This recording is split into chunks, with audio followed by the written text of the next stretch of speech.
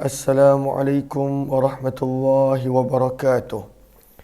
Bismillah, alhamdulillah, wassalatu wassalamu ala habibillah Sayyidina Muhammad ibn Abdillah wa ala alihi wa sahbihi wa mawalah. Subhanaka la ilma lana illa ma 'allamtana innaka antal alimul hakim. Wala hawla wala quwwah illa billahil aliyyil azim. Allahumma rabbi shrah lana sudurana wa yassir lana umurana wahlul 'uqdatam min alsinatina yafqahu aqwalana. Allahumma fakkihna fid din wa 'allimna at-ta'wil. Allahumma alhimna marashid umurina wa a'idna min shururi anfusina birahmatika ya rabbal alamin walhamdulillahi rabbil alamin. Alhamdulillah thumma alhamdulillah. Salam pertemuan dalam pembacaan kitab Jami' Tirmizi ataupun Sunan Tirmizi siri yang ke-63 bersama dengan saya. Minta maaf pada pagi ni kita mula lambat dan kita pada pagi ni nak sambung daripada muka surat 393. Namun sebelum kita mulakan, apa kata kita mulakan pertemuan kita dengan kita perbetulkan dahulu niat. Moga-moga apa jua yang kita lakukan adalah kerana Allah Subhanahu wa ta'ala. Nawaitu ta'alluma wa ta'lim wa tadhakkura wa tadhkir wa naf'a wal intifa' wal ifadata wal istifadah wal hatha ala tamassuki bi kitabillah wa sunnati rasulillah sallallahu alaihi wasallam wad du'a'i ila al huda wad dalalati ala al khair ibtigha'a wajhillah wa mardatihi wa kurbih wa thawabih. Amin amin ya rabbal alamin. Amin amin ya rabbal alamin. Mohon dia sebaik untuk bantu share, bantu untuk kongsi, bantu untuk sebar luas. Mudah-mudahan lebih ramai yang beroleh manfaat. Ahlan-ahlan kepada sahabat-sahabat semua di ruangan TikTok, Ira, Haifa, kemudian Syed Nazri Al-Idrus, kemudian Mazarifin dan juga semua sahabat-sahabat lain, begitu juga di ruangan FB. Kak Safia Sapian, Ayu Hafiz, Saadia Muhammad Arifin, Fauzia Ahmad, Bunga Lawang, Siti Amni, Rohida Abdul Rahman, Fauzia Ahmad Isa, Nurlai Lia, Fauzia Ahmad, Farida Ishaq, Muhammad Faiz, Wagina Sikun, Muhammad Roslan Abdul Aziz, Sutarman Widya dan juga Faizah Taylor, kemudian Fatimah Syamsuddin, Wagina Sikun, Zainun Hadi, Umi Sulistiana, serta ahlan-ahlan Habibah Suib, Hajrah Zai, Abu Bakar daripada Jeddah, Masya Allah, Latifah Abu Hassan, Nur Aini Abdul Manaf dan juga semua sahabat-sahabat yang lain. Mohon jasa baik untuk bantu share, bantu untuk kongsi, bantu untuk sebar luas. Hari ini kita dah tiba pada muka surat 393.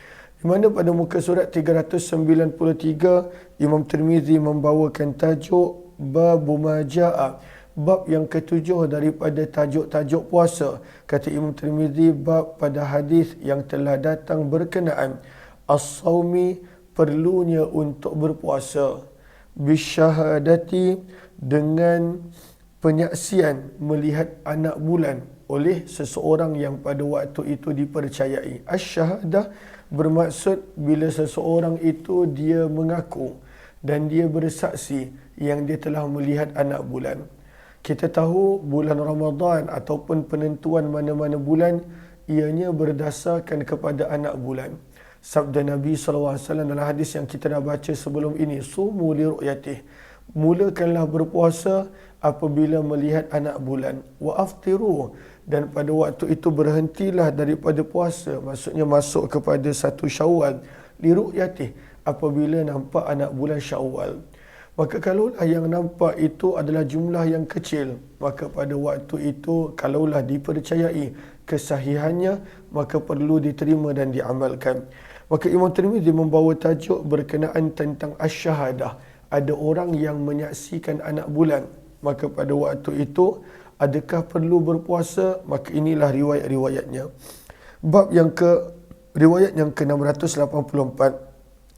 Wabihi ilaihi qala haddatsana Muhammad bin Ismail قال حدثنا محمد بن الصباح قال حدثنا الوليد بن أبي ثور عن سماك عن إكرمة عن ابن عباس رضي الله عنهما daripada Abdullah bin Abbas radhiyallahu taala anhuma beliau berkata jaa a'rabiyun telah datang seorang Arab Badui ila Nabi sallallahu alaihi wasallam berjumpa dengan Nabi sallallahu alaihi wasallam faqala lalu berkata inni raaitul hilal sesungguhnya aku telah melihat anak bulan Faqala maka Nabi bersabda, atashhadu adakah kamu bersaksi bahawa tiada Tuhan selain Allah? Atashhadu adakah kamu bersaksi sesungguhnya Muhammad itu adalah utusan Allah? Qala na'am, maka orang Arab Badui ini berkata, ya, aku orang Islam beriman wahai Rasulullah. Maka Nabi SAW bersabda, ya Bilal, wahai Bilal, azin, seru dan maklumkanlah kepada finnas, kepada manusia, an yasumu ghada, bahawa esok mereka perlu berpuasa. Maka berkenaan tentang melihat anak bulan. Allahumma salli ala habibina Muhammad. Okey. Lihat kepada Sahara pada baris yang pertama. Maka Allahumma salli ala sayyidina Muhammad, para ulama berbeza pendapat bahawa berapa orangkah yang pada waktu itu akan diterima kata-kata mereka lalu disabitkan hukum berdasar perkara tersebut. Maka yang pertama, hilalu Syawal, adapun anak bulan Syawal tidaklah diterima kenyataannya kecuali dengan kata-kata dua orang yang adil. Maksudnya yang pada waktu itu memang dipercayai kata-katanya. Waqtalafu fi hilali Ramadan, tapi berkenaan tentang nak mensabitkan hukum telah nampak anak bulan Ramadan, maka para ulama berbeza pendapat. Faqila, maka dikatakan pada waktu itu cukup seorang saksi sahaja, seorang yang memberikan penyaksian cukup. Wa alaihi Abu Hanifah, dan inilah pandangan Imam Abu Hanifah bahawa kalaulah ada seorang kata dia nampak anak bulan berdasarkan hadis ini, maka pada waktu itu cukup penyaksian dia.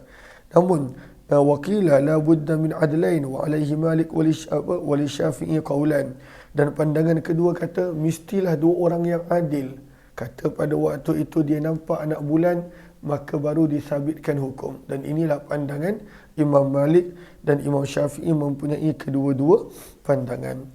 Maka kata Imam Tirmizi, wa bi ilahi qala hadatsana Abu Quraib qala hadatsana Husainul Ju'fi an Zaidah an Simak bin Harb nahwa. Qala Abu Isa, berkata Imam Tirmizi, hadis Abdullah bin Abbas padanya ada percanggahan. Sufyan Ats-Tsauri dan selainnya telah meriwayatkan daripada Simak bin Harb, daripada Ikrimah, daripada Nabi sallallahu alaihi wasallam secara mursal. Riwayat yang kita baca tentang Abdullah bin Abbas tadi marfu', ada sebut Nabi, para sahabat Nabi, perawi ada. Tapi ada sebahagian riwayat, contohnya riwayat Sufyan Ats-Tsauri, pada waktu itu adalah mursal. Apakah mursal? Tidak disebutkan nama sahabat tersebut. Wa aktsaru ashabi Simak, suara dia okey tak? Wa aktsaru ashabi Simak, namun kebanyakan daripada anak murid Simak telah meriwayatkan daripada Simak, daripada Ikrimah, daripada Nabi SAW secara mursal juga. Kata Imam Tirmizi rahimahullahu ta'ala, wal amalu, dan beramal, di atas hadis ini, di sisi majoriti ahli ilmu mereka berkata, tuqbalu, diterima, syahadatu rajulin, penyaksian walaupun hanya seorang, fisiyami, dalam untuk mensabitkan hukum Ramadan.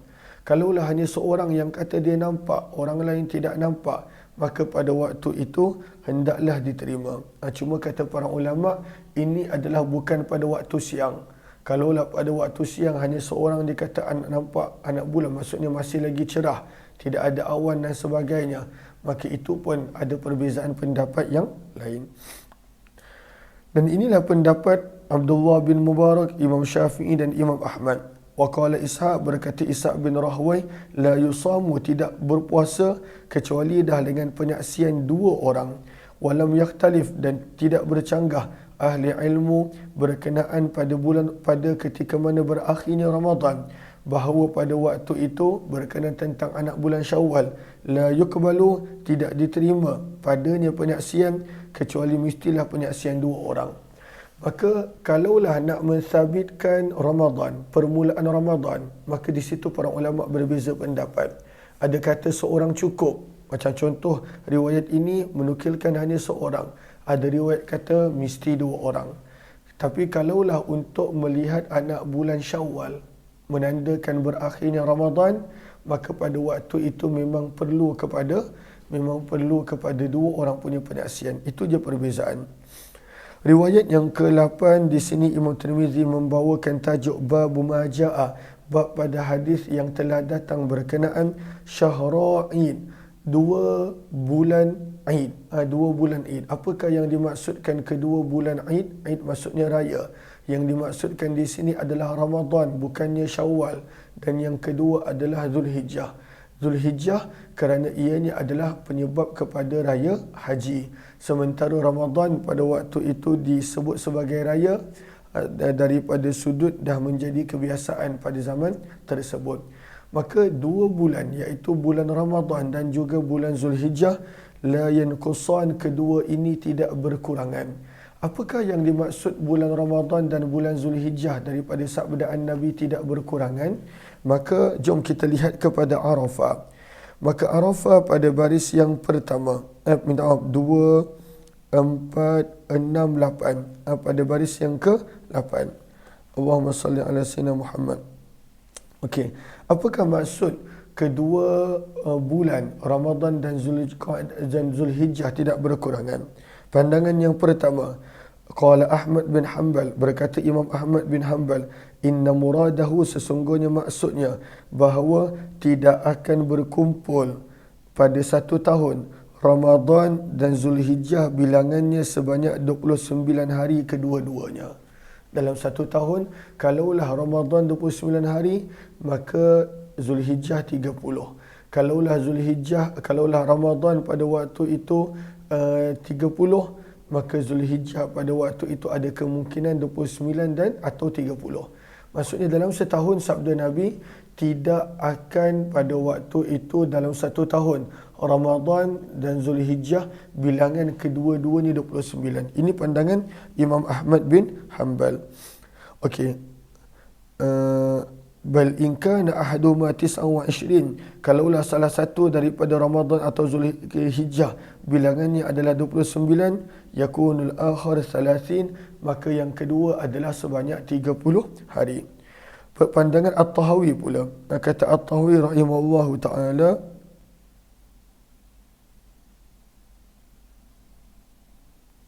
bahawa kalaulah Allahumma salli ala sayyidina Muhammad. Okey, bukan kata At-Tahawi, kata Imam Ishaq dan juga Al-Bukhari, inna syahra Eid la yanqusan, maksud tidak berkurangan Ramadan dan Zulhijjah adalah pada waktu itu tidak berkurangan fil ajri, daripada sudut pahala, walaupun mungkin salah satu daripada kedua bulan ini ataupun kedua-duanya sekali hanya 29 hari. La yanqusan, tidak berkurangan, bermaksud tidak berkurangan daripada sudut pahala. Tidak berkurangan daripada sudut pahala.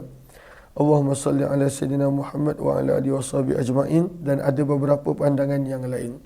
Namun pada hadis ini Nabi bersabda 2 bulan, iaitu Ramadan dan Zulhijjah, la yanqusan, tidak berkurangan. Maka para ulama tafsirkan apa yang tak kurangnya. Adakah tak kurang hari 29? Apa tak kurang daripada 30? Adakah tak kurang pahala ataupun tak kurang kelebihan dia? Maka para ulama berbeza pendapat. Kata Imam Tirmizi pada hadis yang ke-685, wa bi ilai qala hadatsana Yahya bin Khalaf al-Basri qala hadatsana Bishr bin al-Mufaddal an Khalid al-Hazza an Abdurrahman bin Abi Bakrah an abihi radhiyallahu taala anhu, daripada Abu Bakrah, nama penuh sahabat ini Nufai bin Harith radhiyallahu anhu. Beliau telah berkata, baginda Nabi SAW telah bersabda, syahra Eid, ada 2 bulan raya. Ada 2 bulan raya. Kenapa Ramadan dipanggil bulan raya?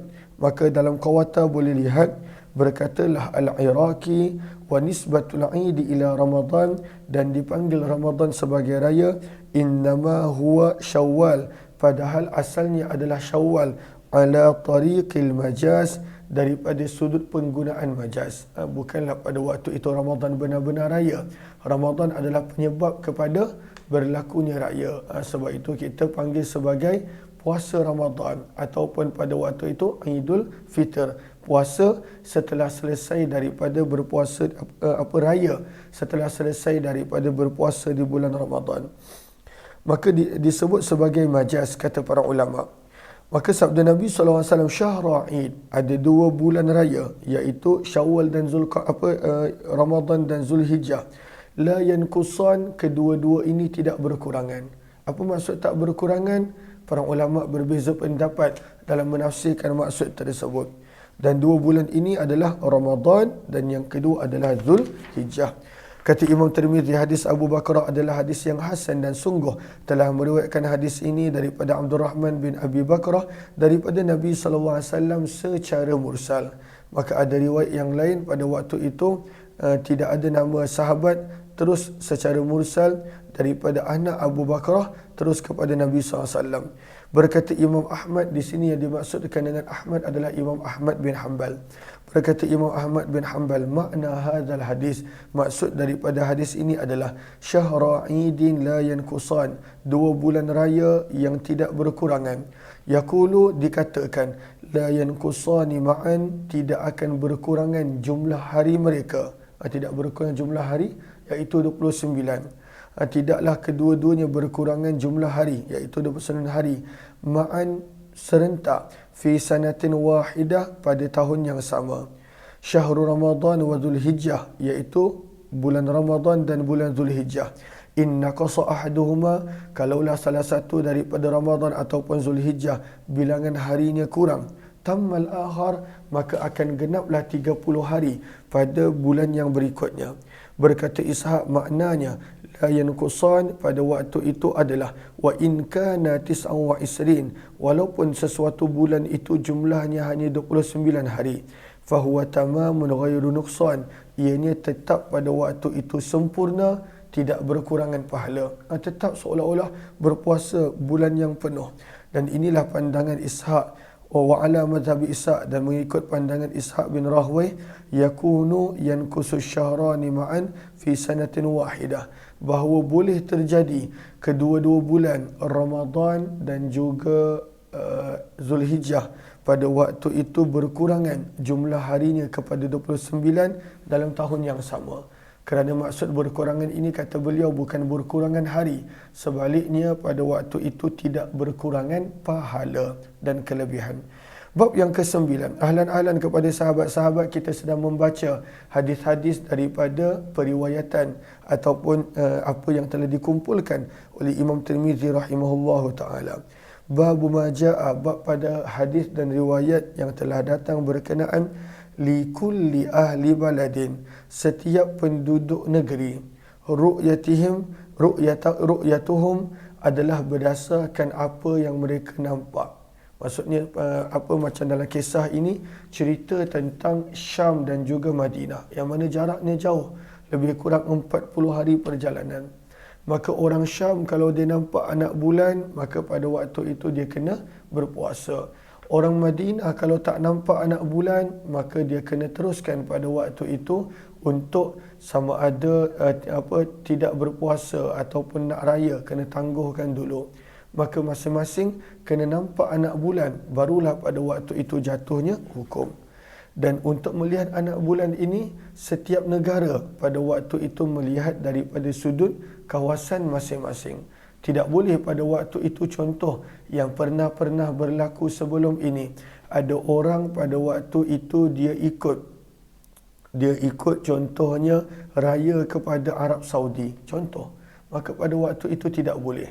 Maka Imam Tirmizi membawa tajuk ini daripada zaman beliau lagi, bahawa setiap penduduk negara hendaklah berpuasa ataupun raya bergantung kepada mereka melihat anak bulan sendiri. Tidak boleh pada waktu itu ikut negara lain. Kalaulah pada waktu itu negara kita dah nampak anak bulan, maka kena puasa ataupun raya. Ataupun pada waktu itu negara lain nampak, negara kita tidak nampak, maka mereka boleh puasa, namun kita pada waktu itu tidak boleh.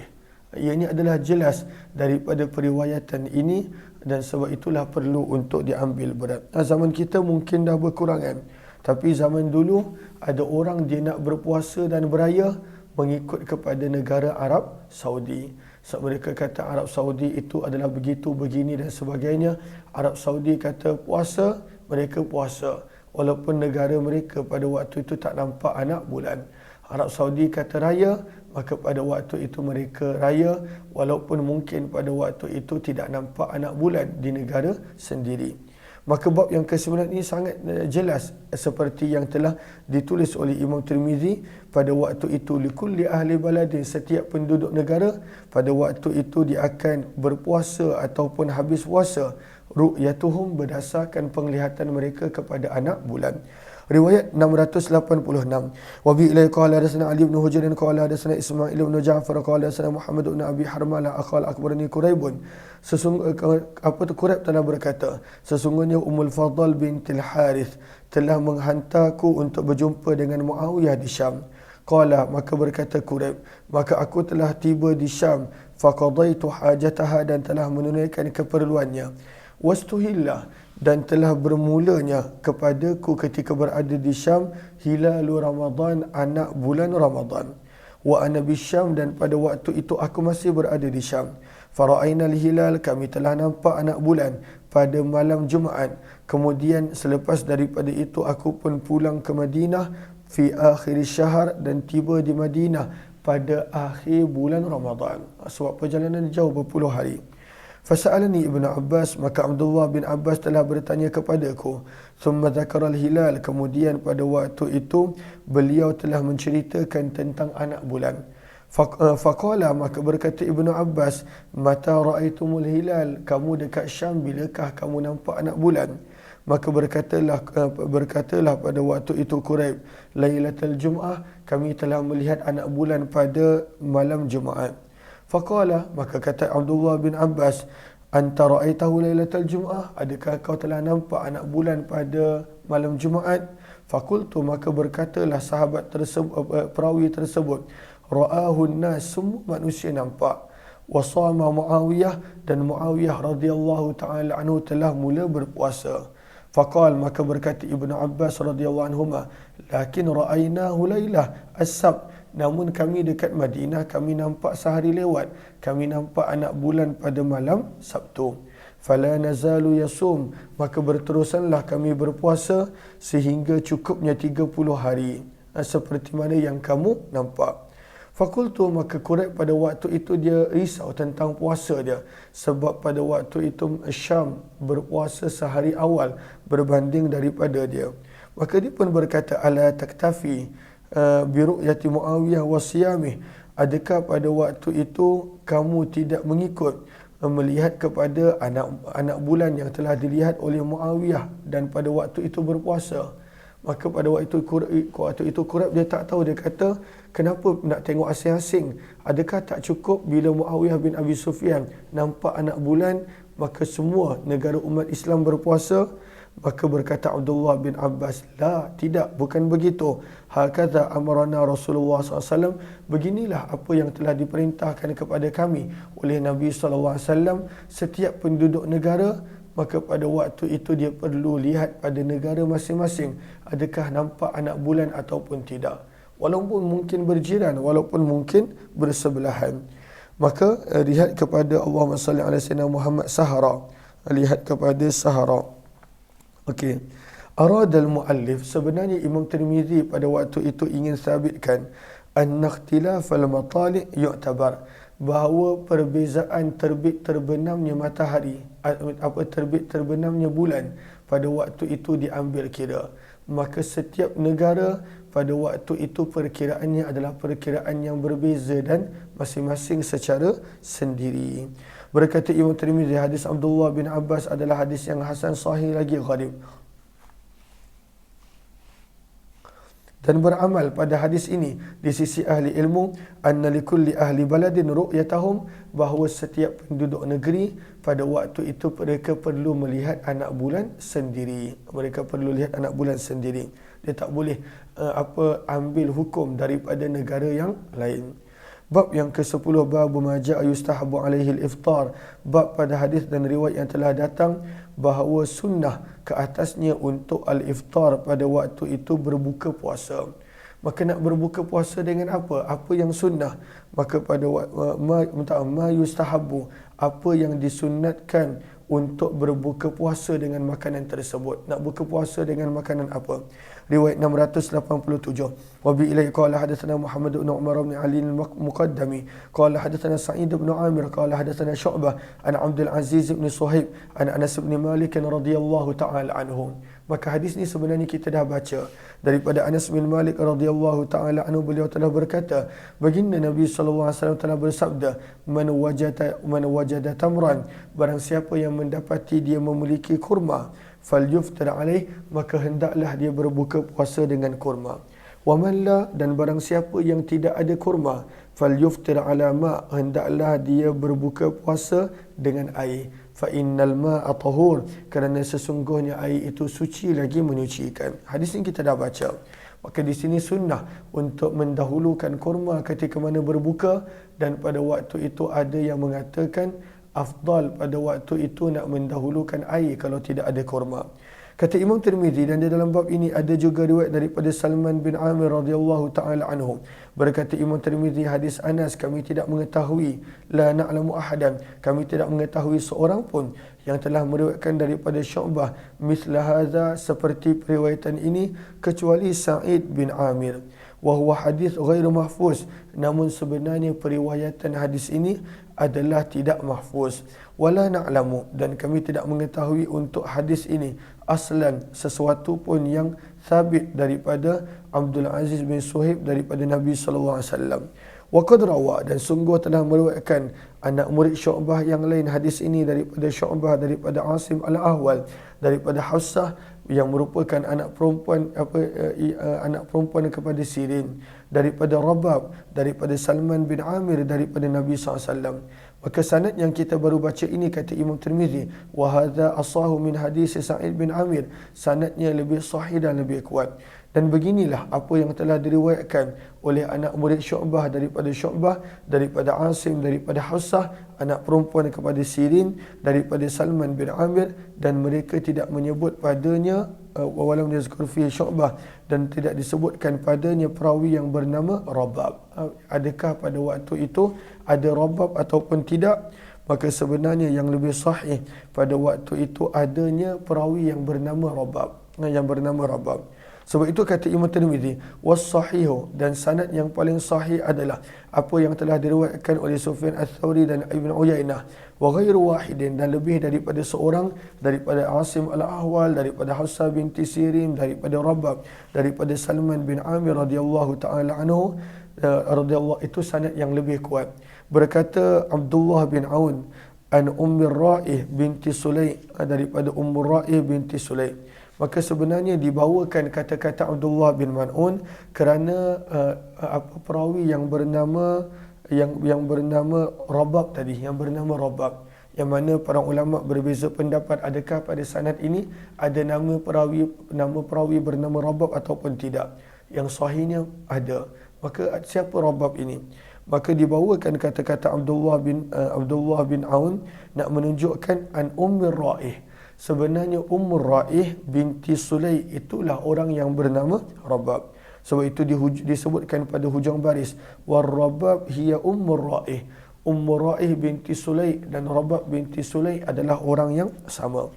Riwayat 688. Wa bi ilaihi qala hadatsana Muhammad bin Ghailan qala hadatsana Waqi' qala hadatsana Sufyan an Asim al-Ahwal tahwil. Wa bi ilaihi qala hadatsana Hannad qala hadatsana Abu Muawiyah an Asim al-Ahwal an Hafsah binti Sirin an Ar-Raba' an Salman bin Amir ad-Dabbi radhiyallahu anhu an Nabi sallallahu alaihi wasallam. Daripada Nabi SAW, baginda bersabda, idza aftara ahadukum, apabila salah seorang daripada kamu hendak berbuka, maka hendaklah dia memulakan dengan kurma. Fa illam yajid, jika tidak ada kurma, maka berbukalah dengan air, kerana air itu suci lagi menyucikan. Berkata Imam Tirmizi, hadis ini adalah hadis hasan sahih.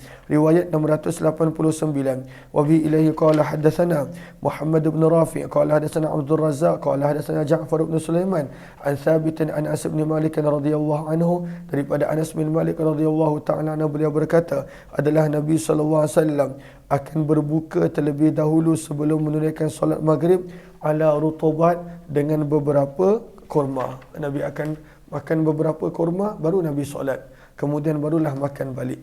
Fa illam takun rutubat, kalaulah tidak ada kurma yang segar, fatumairat, maka kurma-kurma yang dah kering.